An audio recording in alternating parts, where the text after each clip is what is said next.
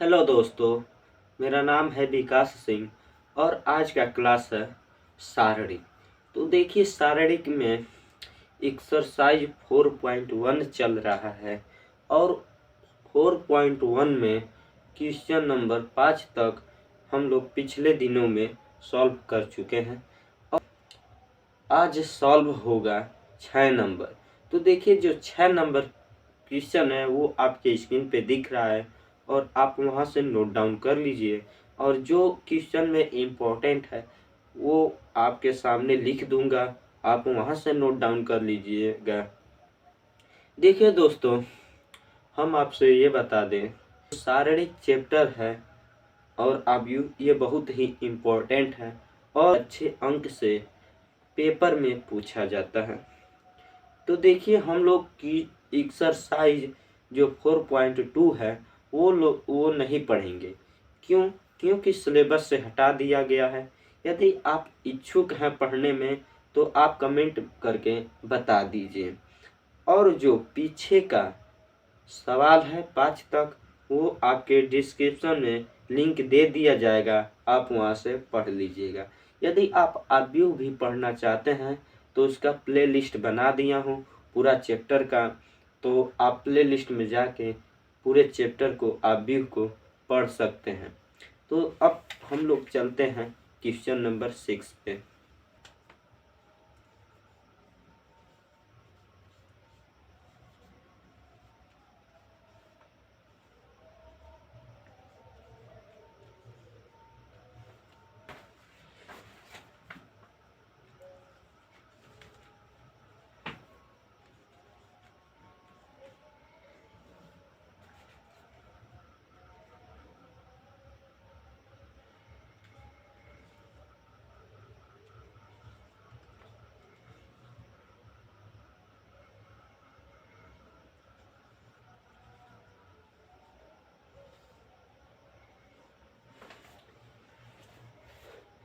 ये देखिए question number 6 में ए बराबर आयु में 1 1 2 2 1 3 5 4 9 दिया गया है और हमें ज्ञात करना है मॉड में ए का मान।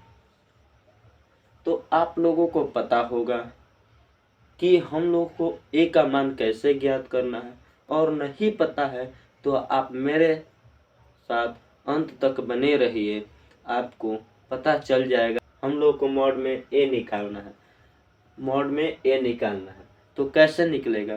तो सारणी का मान तभी संभव है जब वह वर्ग आव्यूह में हो।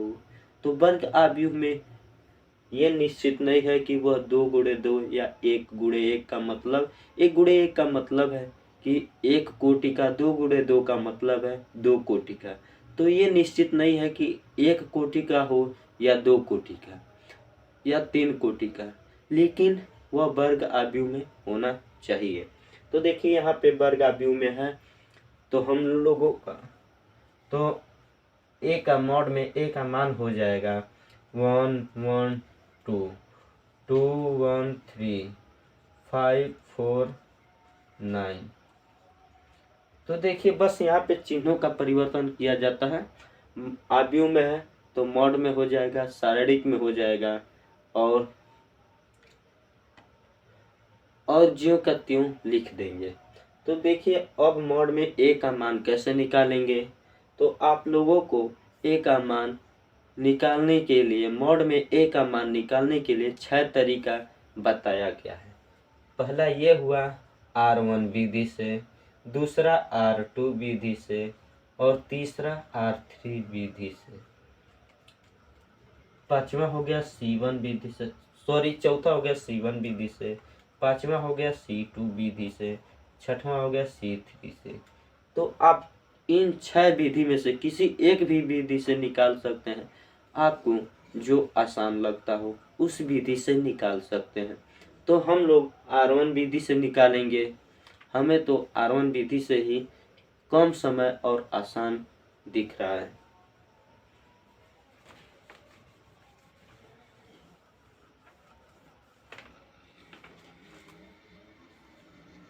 तो अब देखिए R1 से प्रसारण करने पर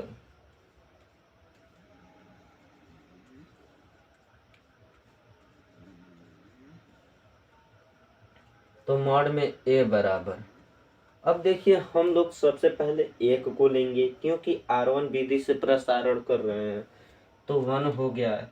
तो देखिए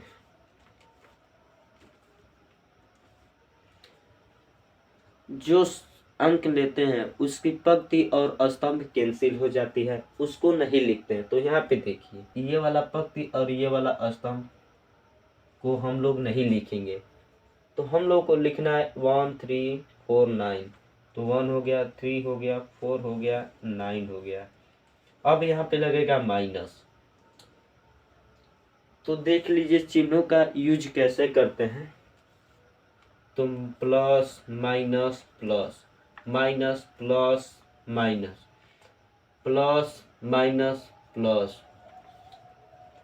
तो 3 कोटि के आव्यूहों में हम लोग ऐसे चिन्ह का यूज करते हैं। देखिए पहले प्लस लेंगे, R1 विधि से करेंगे तब, फिर माइनस लेंगे, फिर प्लस लेंगे। तो यहाँ पे हम लोग माइनस लिए। अब देखिए 1 को लेंगे, तो अब 1 की पंक्ति और 1 की स्तंभ कैंसिल हो जाएगी। तो क्या लिखने के लिए बच जाएगा, तो 2 बच जाएगा, 3 बच जाएगा, 5 बच जाएगा, 9 बच जाएगा। तो देखिए 2 3 5 9 लिख दिए। अब यहाँ पे भी प्लस है तो यहाँ पे प्लस लेंगे। अब देखिए 2 लेंगे, तो देखिए जब 2 लेंगे तो उसकी पंक्ति और स्तंभ कैंसिल हो जाएगी, नहीं लिखेंगे। तो ये वाला लाइन ये वाला लाइन कैंसिल हो जाएगी। तो हमें लिखना है 2 1 5 4। तो 2 1 5 4। तो यहाँ से तो आप सॉल्व कर सकते हैं, क्योंकि आप पीछे पढ़े हैं कि 2 कोटि के सारणी का मान कैसे निकालते हैं। अब देखिए 7 नंबर में हम लोगों को यक्स का मान ज्ञात करना है। तो देखिए कैसे ज्ञात करेंगे। तो 7 नंबर हो गया यहाँ पे 2 4 5 1 बराबर 2 यक्स 4 6 यक्स।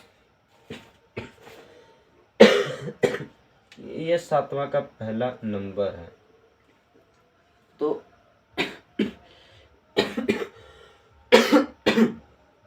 ये देखिए ये भी सारणी के रूप में है।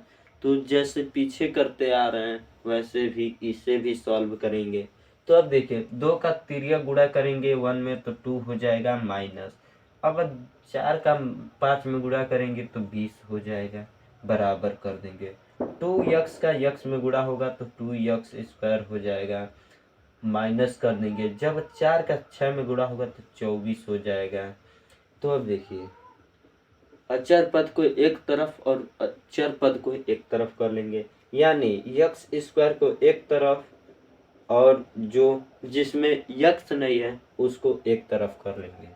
तो अब देखिए अब 2 में से -20 को घटाएंगे तो -18 हो जाएगा, बराबर 2 स्क्वायर -24 हो जाएगा। तो -24 को इधर लेते आइए आप, तो -18 + 24 हो जाएगा, बराबर 2 स्क्वायर होगा। यहाँ पे देखिए माइनस में है और जब बराबर का इधर करेंगे यानी पक्षांतर करेंगे तो प्लस में हो जाएगा। तो 24 में से 18 को घटाएंगे तो क्या बच जाएगा, 6 बच जाएगा, इधर 2 स्क्वायर बच जाएगा। तो 2 से 6 में भाग देंगे तो 3 बच जाएगा। तो यक्स स्क्वायर बराबर आपका बच गया 3। तो अब देखिए इसके आगे और सॉल्व करेंगे तो क्या होगा, यक्स बराबर ±√3 हो जाएगा। तो ये रहा आपका आंसर। और जो 7वें में दूसरा नंबर है उसे भी इसी तरह सॉल्व कर लीजिएगा। और जो 8वां नंबर है ऐसे ही सॉल्व होगा। उसको मैं नहीं बताऊंगा कि उसको मैं सॉल्व नहीं करूंगा, आप लोग सॉल्व करके और कमेंट कर दीजिएगा कि ये आंसर होगा। और ठीक है दोस्तों, यहीं पे क्लास ख़त्म करते हैं और मिलेंगे अगले दिन।